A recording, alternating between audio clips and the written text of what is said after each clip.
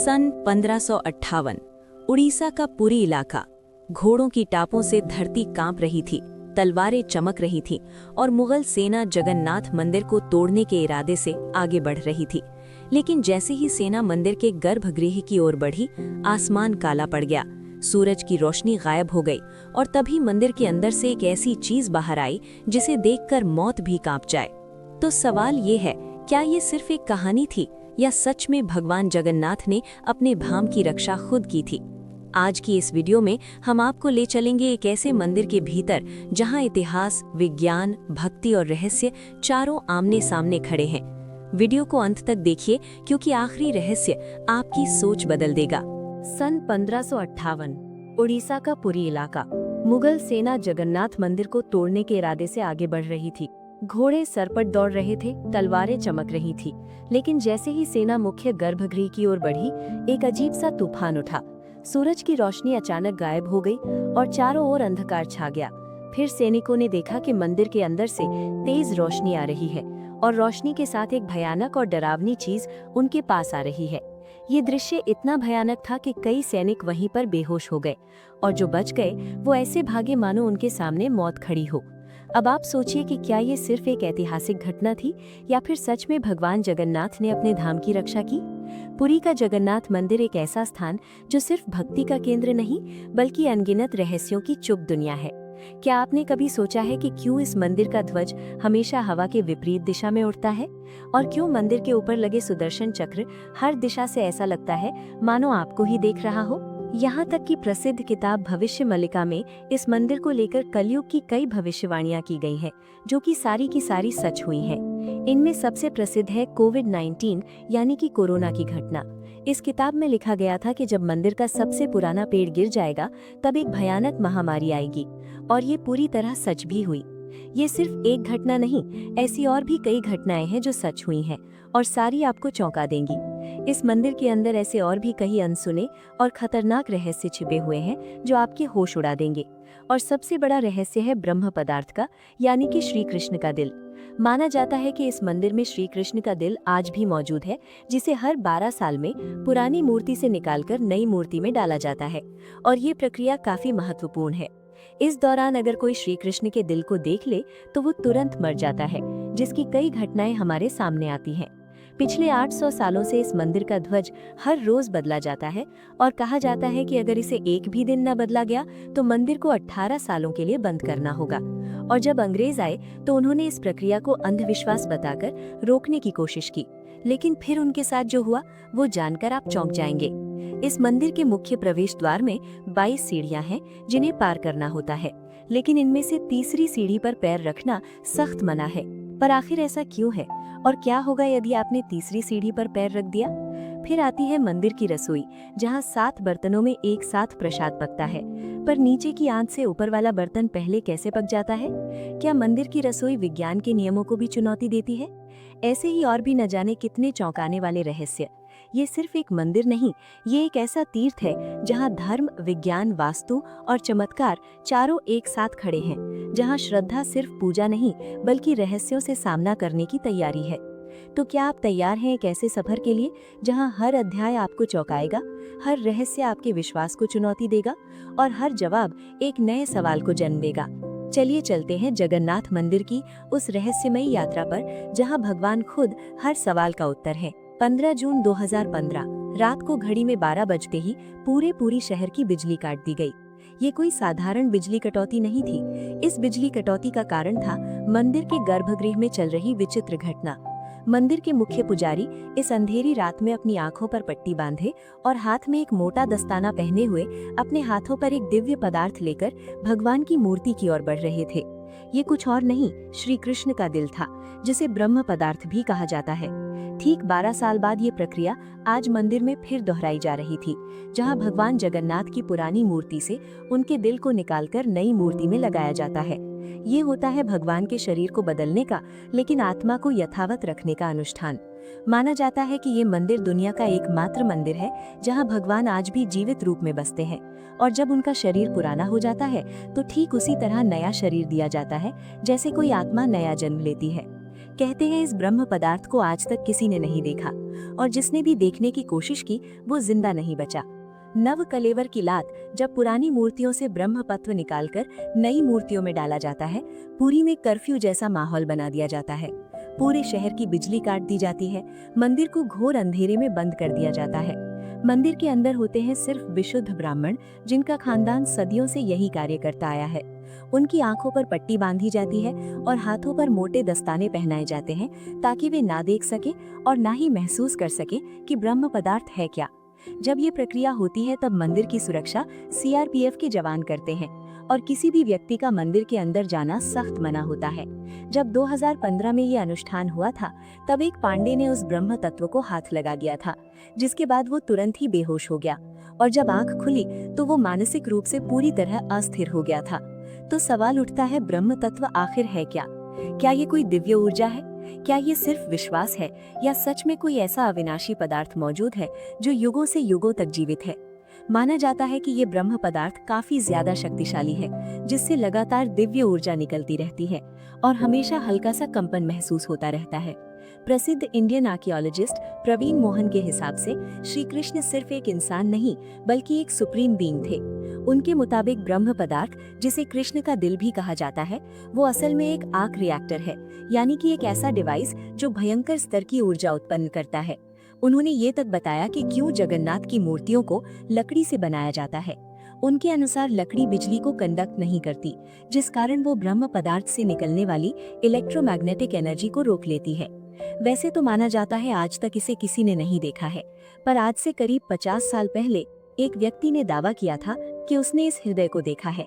उसने कहा कि हृदय चांदी की तरह तरल बह रहा था और यही तरल लकड़ी को कमजोर कर देता है, जिस कारण हर 12 साल में मूर्तियों को बदलना पड़ता है।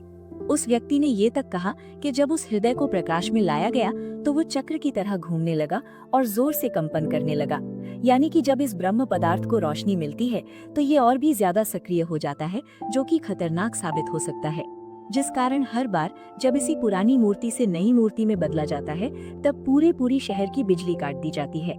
विज्ञान के लिए आज भी ये एक चौंकाने वाला रहस्य है जिसे कोई समझ नहीं पाया, लेकिन भक्तों के लिए ये उनके श्री कृष्ण है, उनका दिल है, जिस कारण हर दिन लाखों की तादाद में भक्त भगवान जगन्नाथ के दर्शन करने आते हैं। वैसे क्या आपको पता है कि जब श्री कृष्ण की मृत्यु हुई तब पांडवों ने उनके शरीर को जला दिया था, पर फिर कैसे उनका हृदय बच गया और वो पुरी तक कैसे पहुंचा? और इस भव्य मंदिर की रचना किसने की? आखिर कौन था जिसने बड़ी ही चमत्कारी तरीके से भगवान जगन्नाथ की मूर्ति बनाई? तो चलिए जानते हैं अब इस रहस्यमयी और रोचक घटना को, जो आपको इंटरनेट और किताबों में नहीं देखने को मिलेगी। लेकिन उससे पहले अगर आपको वीडियो अच्छी लग रही है तो इसे लाइक करके कमेंट में जय जगन्नाथ जरूर लिखें। आज से करीब 5000 साल पहले महाभारत युद्ध के पश्चात चारों तरफ केवल लाशें ही पड़ी थी। लाखों पड़े शव और कौरवों के विनाश ने सब कुछ झकझोर दिया। कौरवों की माता गांधारी ने इस विनाश का कारण श्री कृष्ण को बताया।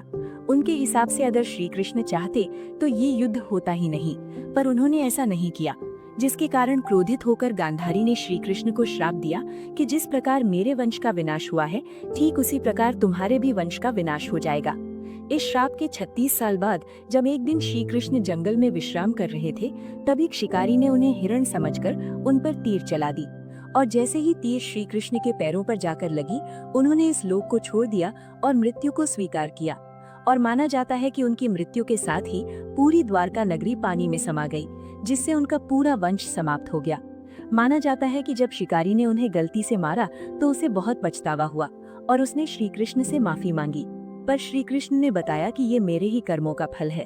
उन्होंने समझाते हुए कहा कि पिछले जन्म में तुम महान वानर राजा बाली थे, जिसे मैंने ही राम अवतार में छल से मार दिया था, और उसी कारण आज तुम मेरे मृत्यु का कारण बने।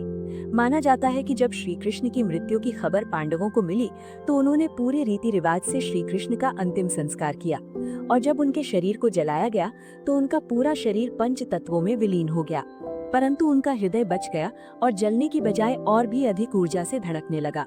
इसी हृदय को बाद में ब्रह्म पदार्थ कहा गया। अर्जुन ने इस हृदय को लकड़ी के मंच पर रखकर नदी में बहा दिया। काफी लंबे समय तक बहने के बाद ये ब्रह्म पदार्थ उड़ीसा के समुद्र तट पर पहुंचा। उस समय उस तट पर सबरा जनजाति समुदाय के लोग रहा करते थे। उस जनजाति के मुखिया विश्ववसु ने जब इस ब्रह्म पदार्थ को देखा तो वे इसकी ऊर्जा और दिव्य प्रकाश से प्रभावित हो गए। उन्होंने तुरंत ही ये पहचान लिया कि ये भगवान के ही रूप हैं और उन्होंने इसे नीलमाधव के रूप में पूजना शुरू कर दिया। उसी समय मालवा के राज्य में राजा इंद्रद्युम्न राज्य किया करते थे।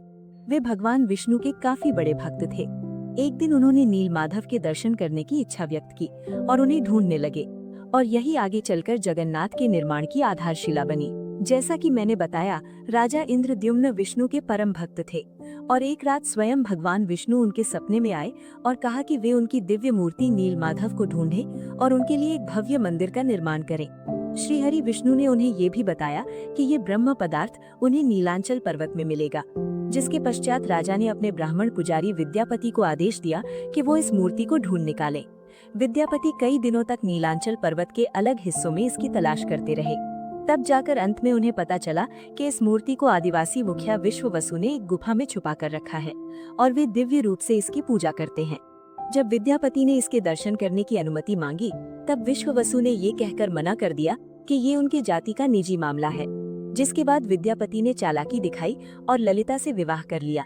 अब विद्यापति ने ललिता की मदद से विश्ववसु को मनाया और वे उस गुफा की ओर चल पड़े। जैसे ही विद्यापति ने उस नीलमाधव की मूर्ति को देखा, वे उसकी ऊर्जा से काफी ज्यादा प्रभावित हुए और उन्होंने तुरंत ही ये बात राजा इंद्रद्युम्न को बताई। लेकिन जब राजा इंद्रद्युम्न वहां पहुंचे, तब तक विश्ववसु ने वो मूर्ति वहां से हटा दी थी, जिससे राजा काफी उदास हो गए और अपने महल लौट आए। इसके बाद फिर से रात में भगवान विष्णु उनके सपने में आए और कहा कि पुरी के तट पर एक बड़ा नीम का पेड़ बहकर आएगा। तुम उस पेड़ से मेरी नई मूर्ति बनाना। वो पेड़ काफी बड़ा था, जिसे उठाना आसान नहीं था। आखिर में जैसे तैसे वे पेड़ को महल तक ला पाए। लेकिन अब सवाल ये था कि इनसे भगवान की मूर्ति कौन बनाएगा। बहुत से कारीगरों ने इस पेड़ से मूर्ति बनाने की कोशिश की, लेकिन सब असफल रहे। उन्होंने कहा कि पेड़ इतना ज्यादा मजबूत है कि हमारी छैनी हथौड़ी का उस पर कोई असर नहीं हो रहा। ये सुनकर राजा काफी परेशान हो गए। तभी एक दिन भगवान विश्वकर्मा एक बूढ़े साधु के रूप में वहां पधारे और उन्होंने कहा कि वे ये मूर्ति 21 दिनों में बना कर देंगे। राजा काफी प्रसन्न हुए, पर उस बूढ़े आदमी ने एक शर्त रखी। उसने कहा कि मैं एक कमरे में बंद रहकर 21 दिनों में ये मूर्ति बनाऊंगा और तब तक कोई भी इस कमरे का ना तो दरवाजा खोलेगा और ना ही कोई अंदर आएगा। राजा ने उसकी ये शर्त स्वीकार की और फिर मूर्ति बनाने का कार्य शुरू हुआ। दरवाजा बंद किया गया और कक्ष से छैनी हथौड़ी की आवाजें आने लगी। लेकिन 15 दिनों बाद अचानक से छैनी हथौड़ी की आवाज आना बंद हो गई। महाराज की रानी गुंडीचा काफी चिंतित हो गईं और महाराज को कहा कि हमें दरवाजा खोलकर देखना चाहिए, शायद वो वृद्ध व्यक्ति भूख और प्यास की वजह से मर तो नहीं गया होगा। राजा ने शुरुआत में तो मना किया, पर बाद में वे इसके लिए मान गए और दरवाजा खोल दिया। लेकिन जब दरवाजा खुला तो सभी हैरान रह गए। वो वृद्ध व्यक्ति गायब हो चुका था और पीछे केवल 3 अधूरी मूर्तियां थीं। राजा को ये देखकर काफी दुख हुआ, क्योंकि उनकी शर्त तोड़ने की वजह से भगवान की मूर्तियां आधी रह गईं। जगन्नाथ भगवान के हाथ और पैर अधूरे थे। बलराम और देवी सुभद्रा की मूर्तियां भी अधूरी थीं। जब राजा मूर्ति के पास गए तब उन्हें दिल की धड़कन महसूस हुई और मूर्ति के अंदर से एक दिव्य आवाज आई, जिसने राजा को बताया कि श्री कृष्ण का हृदय इस मूर्ति के अंदर है। राजा ने इन मूर्तियों को स्थापित किया और आज यही अधूरी मूर्तियां भगवान जगन्नाथ के रूप में पुरी में पूजी जाती हैं। वैसे दोस्तों, आपको एक बात बता दूं, जो हो रहा है वो पहले ही लिखा जा चुका है और जो लिखा गया है वही होकर रहेगा। ये कोई फिल्मी डायलॉग नहीं, बल्कि पुरी के भक्तों की आस्था और सच्चाई है, भविष्य मालिका की। तो चलिए जानते हैं उन भविष्य मालिका की घटनाओं को जो आज सच साबित हो रही हैं।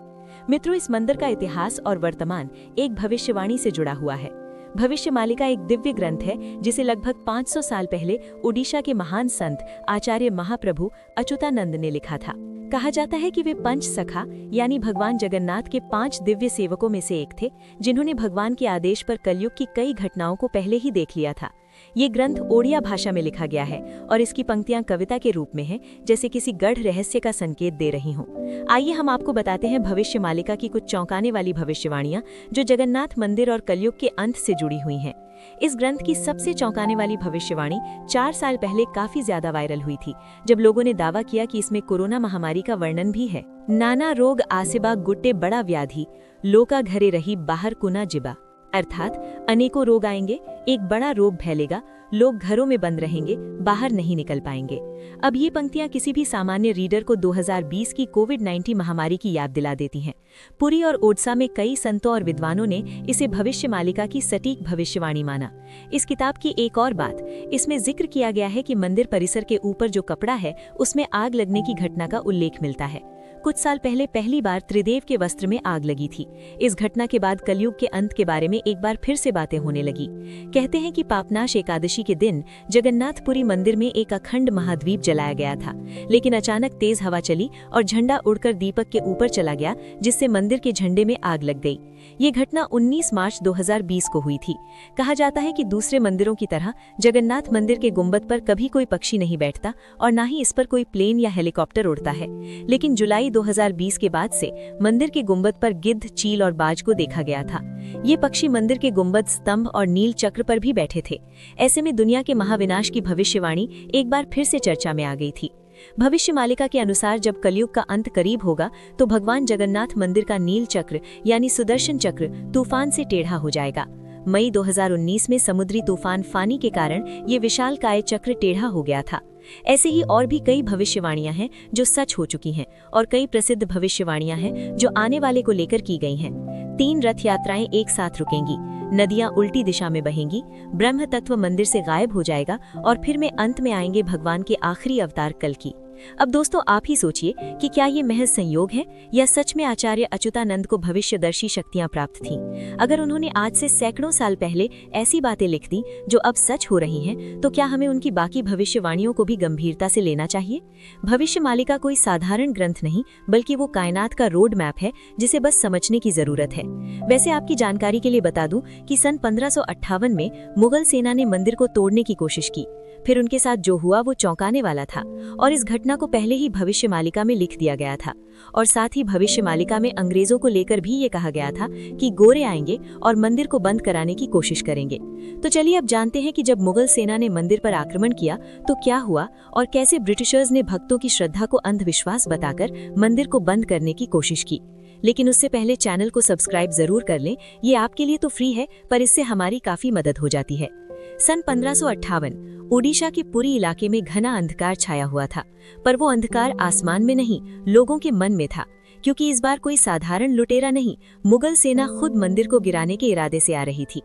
कला पहाड़ नाम का अफगान जनरल, जो तब बंगाल का गवर्नर था, उसकी क्रूरता इतनी बदनाम थी कि उसका नाम सुनकर ही लोग कांप उठते थे। कहा जाता है कि वो सनातन धर्म और मंदिरों से विशेष नफरत रखता था। उस दिन उसकी फौज पूरी ताकत के साथ पुरी की ओर बढ़ी। घोड़े सरपट दौड़ रहे थे, तलवारें लहराई जा रही थी और मंदिर की शांति में एक भयंकर आंधी की आहट आने लगी। जैसे ही सैनिक मुख्य गर्भगृह की ओर बढ़े, अचानक मौसम बदल गया। तेज हवाएं चलने लगीं, आकाश काला पड़ गया, सूरज की रोशनी एकदम गायब हो गई और मंदिर के चारों ओर एक रहस्यमयी घना अंधेरा छा गया। मंदिर के भीतर से एक चमकती हुई रोशनी निकली जो किसी इंसान की नहीं थी। ये रोशनी जैसे ही बाहर आई, पूरा मैदान एकाएक शांत हो गया। सैनिकों में अफरा तफरी मच गई, कुछ बेहोश हो गए, कुछ उल्टा भागने लगे। बिना एक भी तलवार चले कला पहाड़ की पूरी फौज पीछे हट गई। आज भी पुरी की लोक कथाओं में ये कथा सुनाई जाती है कि जब भगवान की मर्यादा पर वार होता है तो वो खुद प्रकट होकर अपने धाम की रक्षा करते हैं। अब दूसरी घटना की बात करते हैं, जो है अंग्रेजों का विरोध और रथ यात्रा का संघर्ष। जब 1803 में अंग्रेजों ने पुरी पर कब्जा किया, तब उन्होंने कई प्राचीन मंदिरों की संपत्तियों और अधिकारों को छीन लिया। लेकिन पुरी का श्री जगन्नाथ मंदिर एक ऐसा स्थान बना जहां जनता ने कभी भी नियंत्रण नहीं छोड़ा। ब्रिटिश अधिकारियों को मंदिर की अलौकिक घटनाएं और भक्तों की श्रद्धा समझ नहीं आती थी, इसीलिए उन्होंने इन्हें सुपरस्टिशन कहकर मजाक बनाना शुरू कर दिया। सन 1805 में ब्रिटिश कलेक्टर मिस्टर हंटर ने पुरी मंदिर के रिचुअल्स को इरैशनल और बारबेरिक कहा। बात तब और बिगड़ी जब सन 1866 में ब्रिटिश प्रशासन ने पुरी की रथ यात्रा को बंद करवाने की साजिश रची। उन्होंने ये तर्क दिया कि रथ यात्रा के दौरान भीड़ अनियंत्रित हो जाती है और ये प्रशासनिक खतरा है, पर यह फैसला पूरे ओडिशा में जन आंदोलन का कारण बन गया। लाखों लोग सड़कों पर उतर आए, मठों, आचार्यों और गांवों ने खुलकर विरोध किया। रथ यात्रा का रथ निर्माण कार्य लोगों ने खुद शुरू किया, ये कहते हुए कि अगर भगवान नहीं चलेंगे तो हम भी नहीं चलेंगे। इस जनता के दबाव और आक्रोश के चलते ब्रिटिश सरकार को पीछे हटना पड़ा और 1964 में फिर से रथ यात्रा की अनुमति दी गई। इसके बाद अंग्रेजों ने कभी पुरी मंदिर के अंदरूनी मामलों में दखल नहीं दिया। अब चलिए आपको बताते हैं जगन्नाथ की तीसरी सीढ़ी का रहस्य, जिसे यमलोक का द्वार भी कहा जाता है। वैसे तो इस मंदिर में 22 सीढ़ियां हैं, पर तब भगवान जगन्नाथ ने कहा कि तुम इस मंदिर की तीसरी सीढ़ी पर अपना स्थान ग्रहण कर लो, और जो भी इस मंदिर की तीसरी सीढ़ी पर पैर रखेगा उसके पुण्य शून्य हो जाएंगे और उसे यमलोक जाना पड़ेगा। और तभी से इस सीढ़ी को यमशिला कहा जाता है, क्योंकि इसमें यम का वास है। अब अगर हम पुरी मंदिर के ऊपर लगे सुदर्शन चक्र की बात करें तो देखने वालों ने ये दावा किया है कि इस सुदर्शन चक्र को आप मंदिर के किसी भी कोने से देखोगे तो ऐसा लगेगा मानो आपको ही देख रहा हो। मतलब इसे जिस भी दिशा से देखो ये सामने की ओर ही दिखता है। इसे आम भाषा में आर्टिफिशियल इल्यूजन कहा जाता है, पर यह आज भी विज्ञान के परे है कि कैसे इतने भारी चक्र को मंदिर के ऊपर लगाया गया और कैसे उस समय के लोगों ने ये आर्टिफिशियल इल्यूजन बनाया जिससे चक्र हमेशा सामने की ओर दिखता है। इसे आज भी विज्ञान नहीं समझ पाया, पर भक्तों के अनुसार ये श्री कृष्ण का चक्र है जिसे उन्होंने इस दुनिया की रक्षा के लिए इस मंदिर में स्थापित किया है। और भविष्य मालिका की एक और पंक्ति के हिसाब से जब ये मंदिर समुद्र के अंदर समा जाएगा तब कलयुग अपने अंतिम चरण पर होगा और तब आएंगे विष्णु के आखिरी अवतार कल्कि। अब जानते हैं पुरी के रसोई घर के बारे में। जगन्नाथ पुरी का रसोई घर दुनिया की सबसे बड़ी और सबसे रहस्यमयी रसोई है, जिसके अनोखे तथ्य और परंपरा भक्तों को आश्चर्यचकित कर देती है। और रसोई का सबसे बड़ा रहस्य ये है कि यहाँ भोजन 7 मिट्टी के बर्तनों में बनाया जाता है और हर एक बर्तन को एक के ऊपर एक रखा जाता है। और स्वाभाविक है कि सबसे नीचे के बर्तन में ज्यादा आंच आ रही है तो उसे सबसे पहले पकना चाहिए, लेकिन पुरी में ऐसा नहीं होता। ये चौंकाने वाली बात है कि 7 बर्तनों में जो सबसे ऊपर होता है उसका खाना पहले पकता है, जो विज्ञान के सारे तथ्यों को गलत साबित करता है। यहाँ भोजन बनाने का कार्य केवल सेवायत ब्राह्मणों द्वारा किया जाता है और किसी भी बाहरी व्यक्ति को इसमें प्रवेश की अनुमति नहीं होती। इस पवित्र रसोई में किसी प्रकार के आधुनिक ईंधन या गैस का उपयोग नहीं किया जाता, बल्कि केवल लकड़ी के चूल्हे पर पारंपरिक विधि से प्रसाद बनाया जाता है। पुरी मंदिर में रोजाना लगभग 50,000 से 2 लाख लोगों तक को महाप्रसाद बांटा जाता है, लेकिन चमत्कार देखो, कभी भी खाना बर्बाद नहीं होता और कभी भी कम नहीं पड़ता। मान्यता है कि माँ लक्ष्मी स्वयं प्रतिदिन रसोई में आती हैं और रसोई के सेवकों को अंतः प्रेरणा देती हैं कि आज कितनों के लिए प्रसाद तैयार करना है। ये सिर्फ परंपरा नहीं, सदियों से चलती लीला है जिसे आज तक कोई इंसानी गणित नहीं समझ पाया। एक और चौंकाने वाली बात तो ये है कि इतने बड़े किचन में जहाँ 500 से ज्यादा रसोई और सेवक काम करते हैं, जहाँ हर दिन सैकड़ों क्विंटल अनाज, सब्जियां और मसाले इस्तेमाल होते हैं, वहाँ न कोई बदबू होती है न ही कोई मक्खी। कहा जाता है कि ये अग्निदेव और माता लक्ष्मी की कृपा है जो इस रसोई को हर प्रकार की अशुद्धि से दूर रखती है। 18वीं सदी में मराठा शासनकाल के दौरान एक बार एक अधिकारी ने रसोई के चमत्कार को अंधविश्वास बताते हुए जानबूझकर बर्तनों की संख्या बदलने का आदेश दिया, लेकिन इसके बावजूद उस दिन भी पुरी में महाप्रसाद एकदम सटीक बना, ना एक दाना कम ना एक दाना ज्यादा। इसके बाद अधिकारी ने रसोई में दोबारा हस्तक्षेप न करने की कसम खा ली। वैसे तो दोस्तों ऐसे और भी कई चौंकाने वाले रहस्य हैं, पर उन्हें एक ही वीडियो में बता पाना नामुमकिन है। इसलिए चलिए चलते हैं आखिरी अध्याय की ओर। लेकिन उससे पहले अगर आपको ये डॉक्यूमेंट्री अच्छी लग रही है तो कमेंट में जय जगन्नाथ जरूर लिखें।